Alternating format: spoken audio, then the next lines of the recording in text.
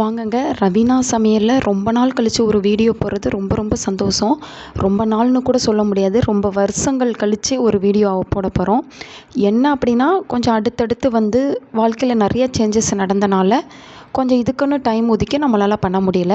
அதுவும் இல்லாமல் வேறு ஏதாவது ட்ரை பண்ணலாம் அப்படின்னு கொஞ்சம் யோசித்து கொஞ்சம் பண்ணுறதுக்கு கொஞ்சம் டைம் எடுத்துச்சு. அதனால தான் இவ்வளோ டிலே ஆகிருக்குன்னு நினைக்கிறேன். இப்போ நம்ம சேனலில் என்ன பண்ண போகிறோம் அப்படின்னா, சமையலோடு சேர்த்து டெய்லி ஏதாவது ஒரு டாபிக் நம்ம பேசலாம் அப்படின்னு, அதாவது பேசிக்கிட்டே சமைக்கலாம் அப்படிங்கிற மாதிரி யோசித்திருக்கேன். இது கரெக்டாக போகுமா என்னன்னு தெரில, ட்ரை பண்ணலாம். ஓகே, கரெக்டாக போனால் ஓகே, கரெக்டாக போகலைனாலும் அது ஒரு லெசன் தானே, அவ்வளோதான். ஓகே, இப்போ ஸ்டார்ட் பண்ணிடலாம். இன்றைக்கி என்ன பார்க்க போகிறோம் அப்படின்னா, இறால் கிரேவியும் அப்புறம் நைட்டுக்கு டின்னருக்கு ஒரு சட்னி, அருமையான ஒரு புதினா சட்னி அரைச்சோம். அதுவும் தான் நம்ம பார்க்க போகிறோம். அதோடு சேர்ந்து நம்ம சேவிங்ஸ், அதுவும் கோல்டில் எப்படி நம்ம சேவிங்ஸ் பண்ணுறோம் அப்படிங்கிறத பற்றியும் நம்ம பேசிக்கிட்டே சமைக்கலாம். ஃபஸ்ட்டு நான் இன்றைக்கி மீன் கடைக்கு போனேன். அங்கே அந்த பாட்டிக்கு ரொம்ப சந்தோஷம். நம்ம மீன் வாங்குறத நான் கேட்டுட்டு தான் வீடியோ எடுத்தேன். வீடியோ எடுமா, நீ என் பேத்தி மாணிக்கு அப்படின்னு சொல்லிட்டு ரொம்ப சிரிச்சுக்கிட்டே வீடியோ எடுக்கிறதுக்கு ஒத்துழைச்சாங்க. அப்புறம் வேகமாக அந்த இறால ஆஞ்சாங்க. எவ்வளோ ஃபாஸ்ட்டாக ஆயிறாங்கன்னு பாருங்கள். ஆனால் என்ன, அவங்க ஓடெல்லாம் போட்டுருவாங்க. அந்த உள்ளக்க இறாலுக்கு குடல் இருக்கும், அதை நம்ம வீட்டில் போய் தனியாக எடுக்கணும். அப்புறம் நான் என்ன பண்ணேன்னா, 100 ரூபாய்க்கு இறாலும் அப்புறம் 100 ரூபாய்க்கு சால மீனும் வாங்கி இப்போ க்ளீனிங் ஒர்க்கை ஸ்டார்ட் பண்ணிடலாம். மீனை கழுவி வச்சுக்கலாம். கோல்டு சேவிங்ஸ், இப்போ நம்ம எல்லாருமே ரியல் எஸ்டேட் இந்த மாதிரி இன்வெஸ்ட் பண்ணவங்க கூட, நான் இடத்த விற்று நான் நகையை வாங்கினேன் அப்படிங்கிற அளவுக்கு நகையோட ரேட்டு எங்கேயோ எக்கு தப்பாக போச்சு. அப்போ கல்யாணம் வச்சுருக்கிறவங்க அவங்களுக்கு தான் ரொம்ப திண்டாட்டமாக இருந்துச்சு. என்னடா இவ்வளோ ரூபாய்க்கு போயிடுச்சு அப்படின்னா. ஆனால் இன்வெஸ்டர்ஸ் எல்லாத்துக்குமே அது ஒரு பெரிய ஒரு க்ரோத்தாக இருந்திருக்கும். ஏன்னா கம்மியான ரேட்டுக்கு வாங்கியிருப்பாங்க. அதுக்கப்புறம் அது நல்லா டாப்புக்கு போகும்போது நல்லா உங்களுக்கு ப்ராஃபிட் கொடுத்துருந்துருக்கும். இந்த மாதிரி பலவிதமான ஒரு கலவையான ஒரு உணர்ச்சிகளுக்கு உள்ளாக்குனது தான் தங்கம். அதே மாதிரி தான் இப்போ நம்ம தங்கம் சேமிக்க போகிறோம் அப்படின்னா, எப்படி நீங்கள் சேமிப்பீங்க அப்படிங்கிறத ஃபஸ்ட்டு ஷேர் பண்ணுங்கள். அதாவது நகையாக சேமிக்க போகிறீங்களா, இல்லைனா கோல்டு பாண்டாக போட்டு வைக்க போகிறோமா, இல்லை இடிஎஃப்பில் போட போகிறோமா, இல்லை கோல்டு பீஸில் போட போகிறோமா, கோல்டு மியூச்சுவல் ஃபண்டில் போட போகிறோமா, இந்த மாதிரி நிறைய இருக்குல்ல. அதில் நீங்கள் எதில் சேர்த்து வைப்பீங்கன்னு சொல்லுங்கள். இந்த மாதிரி தண்ணியை சேர்த்து வச்சு நான் குழாயிலே க்ளீன் பண்ணி முடிச்சிருவேன். இப்போ எல்லாத்துக்கும் உப்பு தடவி க்ளீன் பண்ணிவிட்டு, இந்த சால மீனை நாளைக்கு தான் வைக்க போகிறேன். அதனால் ஃப்ரிட்ஜில் கொஞ்சம் போல் உப்பு போட்டு ஃப்ரிட்ஜில் ஒரு பாக்ஸில் வச்சிட வேண்டியதுதான். இப்போ இறால் கிரேவி தான் நம்ம வைக்க போகிறோம். அதனால் இறாலை மட்டும் எடுத்து வச்சுக்கலாம். அதே மாதிரி நிறையா பேர் ஜுவல்ஸாக சேர்க்கணும் அப்படின்னா நிறையா கடைகளில் சீட்டு போடுவாங்க. அந்த சீட்டு நமக்கு லாபமா அப்படின்னு பார்த்தோம் அப்படின்னா, நமக்கு என்ன லாபம் அப்படின்னா, நம்ம இந்த செய்கூலி சேதாரம் இல்லாமல் நம்ம வாங்கிக்கலாம். அதுவும் மேக்ஸிமம் 18% வரை நம்ம வாங்கிக்கலாம். ஓகே, நம்மளுக்கு பிடிச்ச மாடல் சேதாரம் அதிகமாக வருது அப்படின்னா 18% போக உங்களுக்கு மீதி என்ன இருக்கோ அதை நீங்கள் பே பண்ணணும். அதே டைமில் நம்ம இன்னொன்று யோசிக்கணும். நம்ம கட்டியிருக்கிற சீட்டு ஒரு 1.5 லட்சம் வருதுன்னு வச்சுக்கோங்க.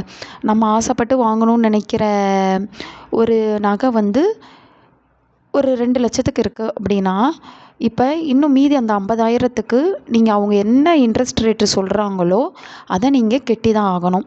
இது ஒன்று. இந்த மாதிரி பெரிய கடைகளில் போய் எடுக்கும்போது சேதாரம் ஏற்கனவே அதிகமாக வச்சுருக்காங்க நகைக்கு. நம்ம சீட்டு போட்டு இப்போ எக்ஸ்ட்ரா ஒரு 50,000த்துக்கு நம்ம கட்டுறோனாலும், அவங்க நம்ம நார்மலாக நம்ம சும்மா போய் கடைகளில் போய் எடுக்கிற அளவுக்கு ரெண்டுமே வந்துடும். உங்களுக்கு டிஃப்ரென்ஸ் புரியுதா நான் சொல்கிறது? இப்போ நம்ம நார்மலாக நம்ம காசை கொண்டு போய் 1.5 லட்ச ரூபாவை இல்லை 2 லட்ச ரூபாவை எடுத்துகிட்டு போய் நகை வாங்கி ஒரு 5% சேதாரம் வச்சு வாங்கிட்டு வர்றதும், நம்ம இந்த 50,000 ரூபாய்க்கு சீட்டுக்கு நம்ம எக்ஸ்ட்ரா ஒரு 18-25% சேதாரம் போடுவாங்க. இதுவும் கிட்டத்தட்ட ஒன்று போல தான் இருக்கிற மாதிரி எனக்கு ஃபீல் ஆகும்.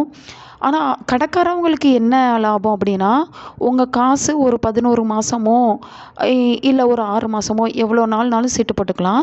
அந்த 6 மாதமோ 11 மாதமோ உங்கள் காசு அவங்கக்கிட்டக்க இருக்குது. அதானே அர்த்தம். இப்போ அவங்க உங்கள் காசை எதுலனாலும் இன்வெஸ்ட் பண்ணலாம். இப்போ சும்மா இப்போ யோசித்து பாருங்களேன். இப்போ ஏதாவது ஒரு ஃபண்டில் போய் அவங்க போட்டு வைக்கிறாங்கனாலுமே அவங்களுக்கு அது வந்து ட்ரிபிளாவோ இல்லை டபுளாவோ கிடைக்கும். அப்போ அவங்களுக்கு அதான் லாபம். இன்னொன்று, அவங்களுக்கு மொத்தமாக வரும்போது, கம்மியான ரேட்டுக்கு வரும்போது மொத்தமாக வந்து அவங்க கடைக்கு தேவையான நகையுமே வாங்கி வச்சுக்கிடுவாங்க. இது அவங்கள பொறுத்தவரை லாபம். ஓகே, இதை வந்து நான் தப்புன்னு சொல்லலை. இந்த மாதிரி ஒரு பாயிண்ட் இருக்குது. எண்ணெய் ஊற்றி கடுகு போட்டு நைய நரங்க அரைச்சி வச்சுருந்த வெங்காயத்தை சேர்த்துட்டு நல்லா வதங்கி வர விட்டு ஒரு மீடியம் சைஸ் தக்காளி போட்டு அதையும் நல்லா வதக்கணும். இந்த மாதிரி க்ளோஸ் பண்ணி வதக்குங்க. அப்புறம் என்னென்னா, கோல்டு மியூச்சுவல் ஃபண்ட்லேயும் போடலாம். அது நம்ம வந்து மாதம் மாதம் நீங்கள் வந்து இங்கே சீட்டு போட்டு கட்டுறீங்க பார்த்தீங்களா, அதே மாதிரி தான். இப்போ 5000 என்னோடய அக்கௌண்ட்லேருந்து மாதம் மாதம் எடுத்துக்கோங்க அப்படின்னு சொன்னோம்னா, உங்களுக்கு மியூச்சுவல் ஃபண்டில் 5000 ஆட்டோமேட்டிக்காக வந்து வித்ட்ரா பண்ணிடுவாங்க. இதில் என்ன ப்ளஸ் என்ன மைனஸ் அப்படின்னா, நீங்கள் வந்து இப்போ 5000 வந்து நீங்கள் அன்றைக்கி எடுக்கிறீங்க அப்படின்னு போடுறீங்க அப்படின்னா, அடுத்த நாளே வந்து தங்க ரேட்டு கூடும்போது உங்களுக்கு அதுவும் சேர்ந்து கூடியிருக்கும். நீங்கள் வாங்கி போட்ட அந்த தங்கமும் இது வந்து ஃபிசிக்கல் கோல்டுன்னு சொல்லுவாங்க. இந்த மாதிரி தங்கமும் சேர்ந்து நமக்கு வந்து வேல்யூ ஆட் பண்ணும். மைனஸ் என்னென்னா, நீங்கள் வாங்கி போடும்போது 5000 இருந்துச்சு, மறுநாள் வந்து ஒரு 1000 குறையுதுன்னு வைங்களேன், நீங்கள் 5000 வாங்கியிருப்பீங்க, 4000 ஆகும். ஆனால் இந்த மியூச்சுவல் ஃபண்டு வந்து நம்ம லாங் டேர்மை வந்து யோசித்து நம்ம பண்ணுறோம் அப்படின்னா லாபமாக இருக்கும். ஏன்னா 4000 வந்தது வந்து கண்டிப்பாக வந்து எப்படினாலும் நீங்கள் போட்ட 5000 கிராஸ் பண்ணி தான் போக போகுது. அப்போது அது வந்து லாங் டேர்முக்கு வந்து உங்களுக்கு லாபகரமாக தான் இருக்கும். இன்னொன்று, ஜுவல்ஸாக நம்ம வாங்குகிறோம் அப்படின்னா செய்கூலி சேதாரம் எல்லாமே வரும். அதுக்கடுத்து திருப்பி நம்ம போய் அதே நகையை போய் ஏதோ ஒரு அவசரத்துக்கு நம்ம விற்கிறோம் அப்படின்னாலும் வந்து கம்மியான ரேட்டுக்கு தான் எடுப்பாங்க. மசாலா மஞ்சள் தூள், மிளகாய்த்தூள், சீரகத்தூள் எல்லாம் ஒரு தடவை பரட்டிட்டு கொஞ்சமாக தண்ணி ஊற்றணும். ஏன்னா கிரேவி அதனால் கட்டியாக இருக்கணும். தண்ணி ஊற்றி நல்லா கொதி வரட்டும். இன்னொரு பாயிண்ட் என்னென்னா, நம்ம இந்த சீட்டு போட்டு வாங்குகிறோம் பார்த்தீங்களா, அதில் நம்ம கட்டின காசுக்கு கரெக்டாக வந்து நம்ம வந்து நகை எடுக்கவே முடியாது. ஏன்னா அதை விட அதிகமாக தான் ஆகும். அப்படி இல்லைன்னா அதை விட எனக்கு தெரிஞ்சு கம்மியாக ஆகாதுன்னு நினைக்கிறேன். அதை விட அதிகமாக தான் இருக்கும். அதே மாதிரி இப்போ நம்ம நார்மலாக ஏதாவது ஒரு கடையில் போய் நான் பார்த்தேன் தான், ஒரு கடையில் 1.25 பவுனுக்கே வந்து இது இருக்குது, அது என்னது வளையல் இருக்குது. ஆனால் நம்ம சீட்டு போடணும்னு நான் ஒரு கடையில் வந்து யோசித்து வச்ச கடையில் வந்து என்ன அப்படின்னா 2 பவுன்லேருந்து தான் வந்து வளையலே ஸ்டார்ட் ஆகுது. அப்போ நான் ஒரு 1.25 பவுனுக்கு வாங்கணும்னு நான் நினச்சிருந்தேன் அப்படின்னா, நான் 2 பவுனுக்கு வாங்கணுங்கிறதுக்கு என்னைய தள்ளுது. அப்போ அந்த 3/4 பவுன் வந்து யாருக்கு லாபம் அப்படின்னா, நமக்கு வந்து பின்னாடி யோசிக்கும் போது ஒரு 3/4 பவுன் சேர்ந்துருக்குன்னு நம்ம யோசிப்போம். ஆனால் நம்ம 1.25 தானே வாங்கணும்னு நினச்சோம். ஆனால் நம்ம 2 பவுன் வாங்குகிறோம்ல, இது ஒரு விஷயம் இருக்குது. ஆனால் நமக்கு நகை சேருதுங்கிறத விட நம்மளை அந்த இடத்துக்கு தள்ளுறாங்க அப்படிங்கிறது வந்து ஒரு விஷயமா வந்து நான் பார்க்குறேன். இந்த மாதிரி நிறைய யோசிப்பேன். இப்போ பாருங்கள், நல்லா மசாலா பிரிஞ்சு வர விட்டு இறால போட்டு உப்பு போட்டு நல்லா க்ளோஸ் பண்ணி வேக விட வேண்டியதான். நீங்கள் வந்து எதுலெல்லாம் கோல்டில் சேவிங்ஸ் பண்ணுறீங்க அப்படிங்கிறத வந்து கமெண்டில் பண்ணுங்கள்.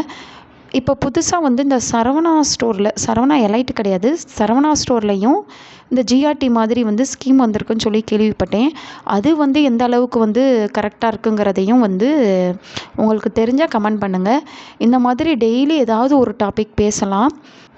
அவ்வளோதான். நல்லா எண்ணெய் பிரிஞ்சு வரவும் கிரேவியை இறக்கிற வேண்டியதான். சூப்பராக கிரேவி ரெடி ஆயிடுச்சு. இப்போ நைட் அப்படியே டின்னர் விளாக்குக்கு போயிடலாம். இப்போ நம்ம மியூச்சுவல் ஃபண்டுங்கிறத பார்க்குறோம் அப்படின்னா, நம்மளுக்கு கோல்டு வந்து க்ரோத் ஆக அதுவும் நமக்கு சேர்ந்து வந்து க்ரோத் ஆகிட்டே இருக்கும். நமக்கு வேணுங்கும்போது வந்து நம்ம வந்து அதை வந்து விற்று எடுத்துக்கலாம். காசாக வந்து நமக்கு கிடச்சிரும். அதுவும் இல்லாமல் அது வந்து 24 கேரட். நம்ம வாங்குறதெல்லாம் 22 கேரட் தானே ஜுவல்ஸ் எல்லாம். அது வந்து 24 கேரட்டில் தான் இருக்கும். அப்போ இதை விட வந்து நம்மளுக்கு அதிகமாக தான் வந்து இருக்கும், அமௌண்ட் வந்து அதிகமாக தான் வரும்னு வைங்களேன். இப்போ நம்ம அந்த காசை எடுத்துகிட்டு கூட அன்றைக்கி ரேட்டுக்கு வந்து 22 கேரட் என்ன விலையோ அதை நம்ம கடையில் போய் வாங்கிக்கலாம். எண்ணெய் காயவும் கடுகு போட்டுட்டு பச்சை மிளகாய் போட்டுட்டு நம்ம எடுத்து வச்சுருந்த புதினா, கொத்தமல்லி, கருவேப்பிலை 3ஐயும் நல்லா ட்ரை ஆகிற வரை வதக்கணும். தண்ணி எதுவுமே வரக்கூடாது. வதக்குனதுக்கப்புறம் வெங்காயமும் சேர்த்து நல்லா வதக்க வேண்டியதான். வெங்காயமும் வதங்கி வர விட்டு ஒரே ஒரு மீடியம் சைஸ் தக்காளி தான் போடணும். அதிகமாக தக்காளி சேர்க்கக்கூடாது. புதினா சட்னிங்கிறனால நீங்கள் தக்காளி போடாமல் தேங்காய் மட்டும் போட்டு கூட பண்ணலாம், அதுவும் நல்லாயிருக்கும். தேங்காய் போட போகிறீங்கன்னா இந்த வெங்காயத்தையும் அவாய்ட் பண்ணிடுங்க. இப்போ நம்ம என்ன பார்க்க போகிறோம் அப்படின்னா, இப்போ நம்ம மியூச்சுவல் ஃபண்டு பார்த்தோம்ல, அதே மாதிரி தான் இடிஎஃப் அப்படின்னா நான் போய் டிமேட் அக்கௌண்ட்டு வச்சு நான் போய் வந்து தங்கம் வாங்கலாம். டாடா கோல்டு தங்கம் அப்படின்னா இப்போ ஒரு யூனிட் வந்து ரூ. 14 தான். இப்போ உங்கள்கிட்ட ஒரு ரூ. 14 இருந்துச்சு அப்படின்னா இன்றைக்கி ரேட்டுக்கு வந்து நீங்கள் வந்து ஒரு யூனிட் வந்து தங்கம் வாங்கிடலாம். அப்போ நம்ம டெய்லி கூட வாங்கலாம். டெய்லி ரூ. 14 வாங்கலாம். இந்த டிஜி கோல்டுன்னு சொல்லி நிறையா இப்போ தங்கம் இல்லைன்னா டிஜி கோல்டு வந்திருக்குன்னு நினைக்கிறேன். அவங்கன்னா டெய்லி போய் தங்கம் வாங்கிக்கலாம் அப்படின்னு சொல்கிறாங்களே, அதே மாதிரி தான் இடிஎஃப்பும். டெய்லி போய் வந்து நம்ம என்ன பண்ணிக்கலாம் அப்படின்னா தங்கம் வாங்கிக்கலாம்.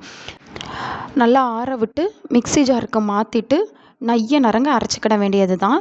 எப்போவுமே சட்னி கொஞ்சம் நைய நரங்க அரைச்சா தான் நல்லாயிருக்கும். தேங்காய் சட்னின்னா மையம் அரைச்சிக்கலாம், அது ஒன்றும் இல்லை.